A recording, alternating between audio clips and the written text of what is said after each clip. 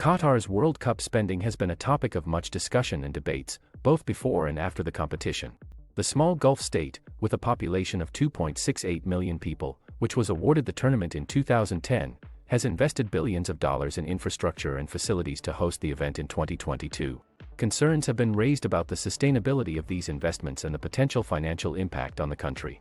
In this video, we will take a closer look at the financial breakdown of Qatar's World Cup spending. It's also important for us to explore the potential risks and benefits of hosting the tournament. First, let's examine the scale of Qatar's World Cup spending.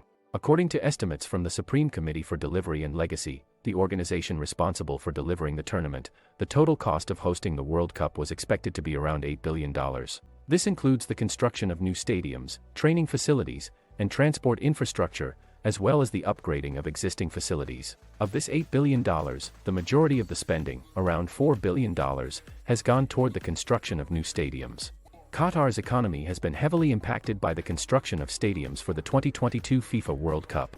The country has invested billions of dollars into building and renovating stadiums, as well as developing infrastructure and transportation systems to support the tournament. Qatar has built 8 new stadiums for the World Cup, with the main venue, the Lusail Iconic Stadium, alone costing about $767 million to construct. This stadium hosted the final matches of the tournament, as well as several other matches during the tournament. The Al Bayt Stadium in Al Khor hosted the opening match on November 20th. 67,372 were reported to be in attendance at kickoff, despite the capacity of the stadium being 60,000. The construction of this stadium was a major undertaking, involving the building of a new city, Lusail, around the stadium.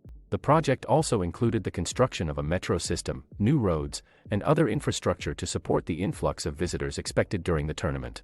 In addition to the Lusail Iconic Stadium, several other stadiums have been built or renovated for the tournament. The Al Dayan Stadium, also known as the Al Dayan Sports City, has a capacity of 45,120 and costs an estimated $280 million to construct. The Al Khor Stadium, with a capacity of 45,330, cost an estimated $200 million to construct. The Al Thumama Stadium, with a capacity of 40,000, cost an estimated $200 million to construct. The Al Wakra Stadium, with a capacity of 40,000, cost an estimated $200 million to construct. Additionally, the country has also spent around $1.5 billion on the construction of new training facilities and $1 billion on transportation infrastructure, including the construction of new roads and rail lines. However, it's important to note that while the construction costs of the tournament are significant, they are not necessarily a burden on the country's finances. Qatar has used a combination of government funding and private investment to finance the tournament. The government has stated that the tournament will be financially self-sustaining and will not require additional government funding. One of the main benefits of hosting the World Cup is the potential economic boost that it can provide. The tournament was projected to generate around $3 billion in revenue, mainly from ticket sales, sponsorships, and broadcasting rights. Additionally, the tournament was also a bait to create around 40,000 jobs, which can provide a significant boost to the country's economy. The World Cup is also expected to have a positive impact on the country's tourism industry. The tournament was expected to attract around 1.5 million visitors to Qatar, which can provide a significant boost to the country's hotels, restaurants, and other tourism-related businesses. The tournament is also expected to leave a lasting legacy for the country, with many of the new facilities and infrastructure being used long after the tournament has finished.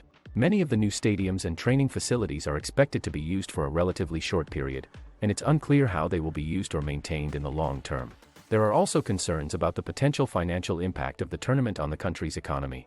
In reality, Qatar's World Cup spending has been significant, with the country investing billions of dollars in new stadiums, training facilities, and transportation infrastructure, particularly in terms of the sustainability of the new facilities and the potential financial impact on the country's economy. It's important to note that Qatar has used a combination of government funding and private investment to finance the tournament, and the government has stated that the tournament will be financially self-sustaining and will not require additional government funding.